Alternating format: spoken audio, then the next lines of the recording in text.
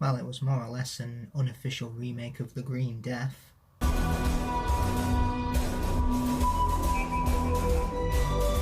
Hello, faithful watchers, and welcome to my review of Doctor Who Series 11, Episode 4, Arachnids in the UK, written by Chris Chibnall and directed by Sally Apramian. I hope I pronounced that right. Now, as usual, there will be spoilers for this episode, so be sure to check it out first and then come back here. Okay, welcome back. The Doctor, Yaz, Ryan and Graham make it back to 21st century Sheffield in the regret of creating a parting of the ways, until Yaz asks the Doctor round for tea. However, they discover that Yaz's neighbour has been killed by a giant spider, which leads them to a hotel run by politician Robertson, played by Chris Noth, where they discover the hotel was built over a series of abandoned mine tunnels that had been used as a dumping ground for industrial waste. McIntyre, played by Tanya Fear, realises the spiders were the offspring of a specimen used in an experiment that had been discarded on the belief that it was dead. The Doctor theorises the toxicity of the waste mutated the specimens. Using a panic room from Robertson, although unwillingly, Ryan attracts the specimen's offspring into it with music, while the rest confront the Queen Spider. Doctor Who in the past has been no stranger to having arachnids crawl onto our screen. The most notable example are Jon Pertwee's swan song in 1974's Planet of the Spiders, the Empress of the Arachnos in The Runaway Bride, and the organism spiders seen in Kill the Moon. Though I know you fans don't like it when I mention that episode, or when anyone mentions that episode. But unlike the last two stories, in this episode has the itsy bitsy spiders take a more central role, akin to Planet of the Spiders, though sadly no reference to the Great One. All praise to the Great One! In terms of plot, the episode reminded me a lot of the 1973 story The Green Death, which was about maggots that grew to huge size after consuming toxic waste dumped in mine shafts by a big business. Wait, they just copied that episode.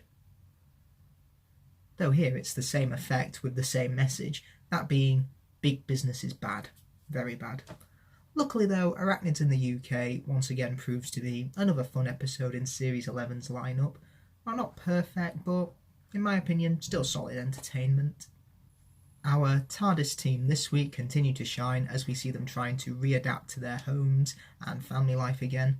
This formula is no stranger to the new series, as in Series 1, 3 and 4, we tended to have meeting new companions in Episode 1, go to the past and future in Episodes 2 and 3, and then come home for Episode 4, and this episode is a welcome addition to that formula in my opinion. For example, we saw Graham heading back to his home, and Ryan even asked if he wanted him to come as well, to which Graham said no and wanted to do it alone. This said a lot about how the relationship is developing over the series. In Episode 1, Ryan didn't feel comfortable calling Graham Grandad, but now he's willing to share his grief over Grace with him. Ryan also brought up the letter his dad wrote to him, telling Ryan that he wants him to come and live with his proper family after Grace has passed away, which Ryan finds quite distasteful. I'm really liking this build in their relationship, and he's on his way to consider Graham part of his family. I've got to give credit to Walsh's performance when Graham reminisced about Grace, hearing and feeling her presence, literally, and that he needs time to move on and carry on with his life. On a side note, I know Chris Chibnall has said that there'll be no story arcs this year, but in every episode since the premiere, we've had references to Grace. Could this be the seeds of an arc across Series 11? But instead of focusing on recurring words like, say, Bad Wolf, Torchwood, Harold Saxon, or motifs like the crack in the wall, the impossible girl, etc., it's more focused on character. This could be me reading too much into it, but I think it's an interesting thing to pick up on.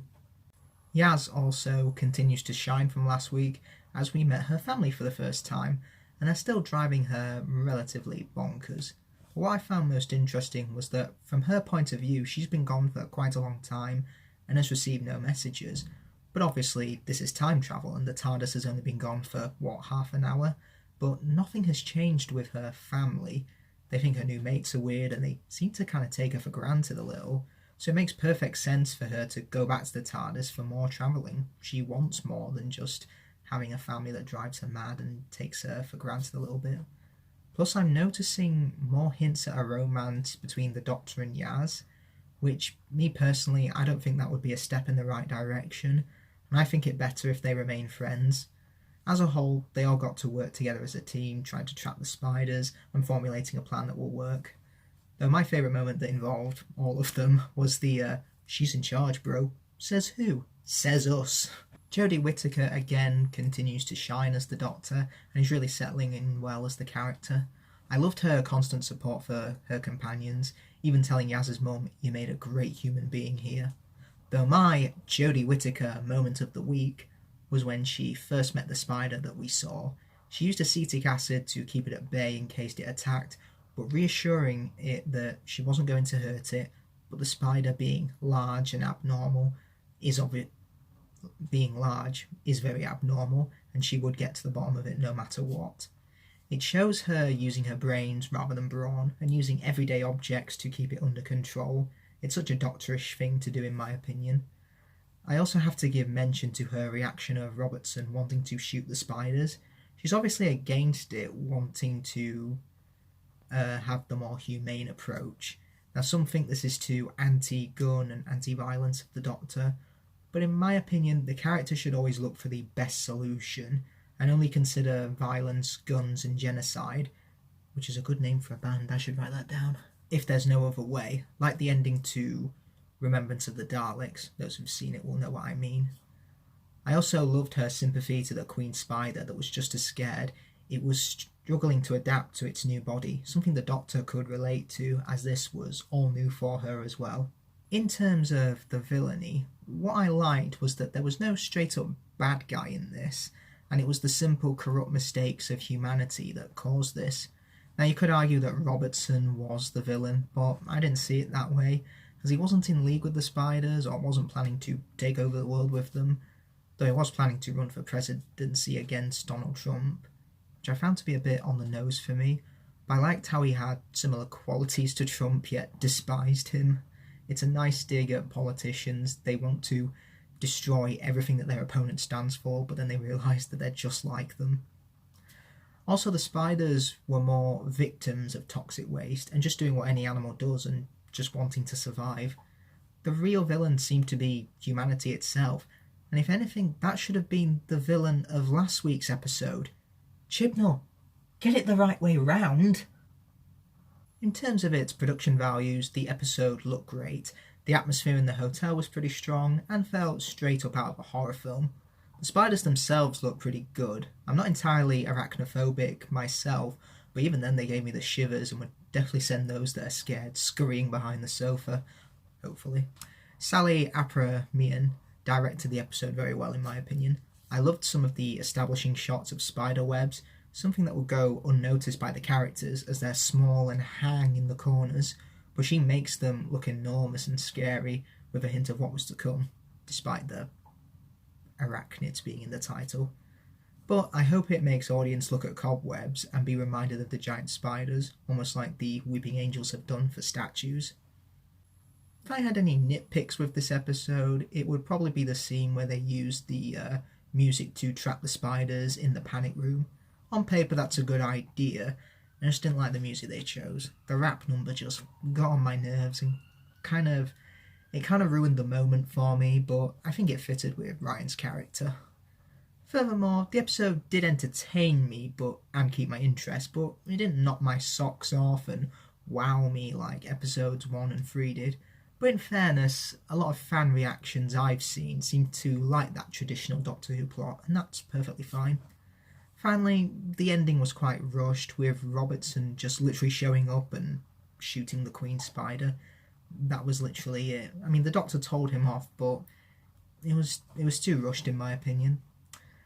And also, another thing I've noticed, his story seems unfinished, as if we're going to see more of him, kinda like the last 3 villains that we've seen this year. That could also be a story arc, who knows.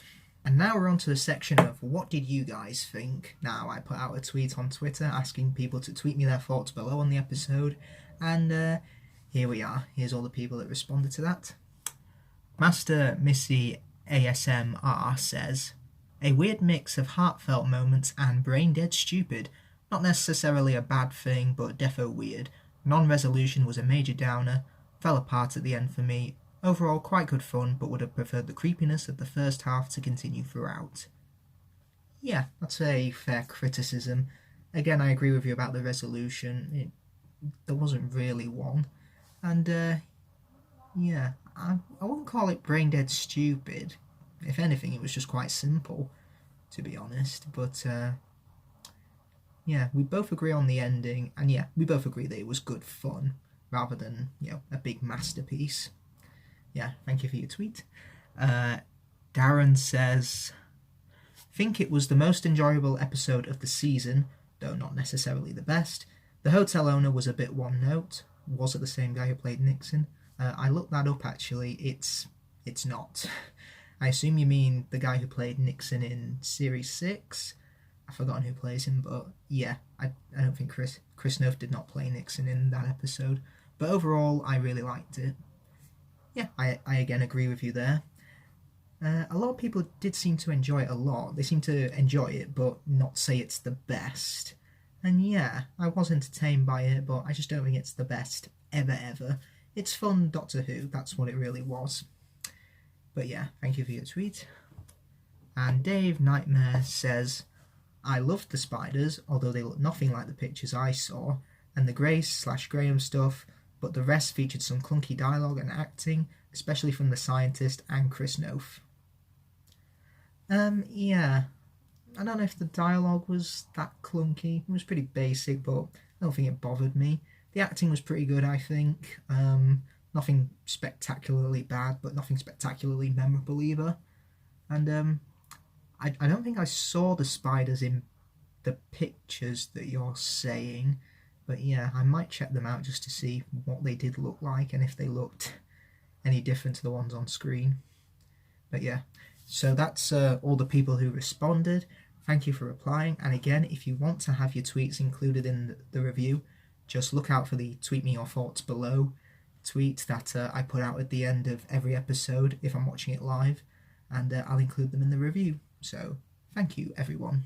So, to sum up, while it's an episode that won't set the world on fire, Arachnids in the UK is a solid entry into Series 11 with great scares, great performances from the cast that will have you scurrying behind the sofa, but also wanting to keep watching this excellent TARDIS team to save the day yet again.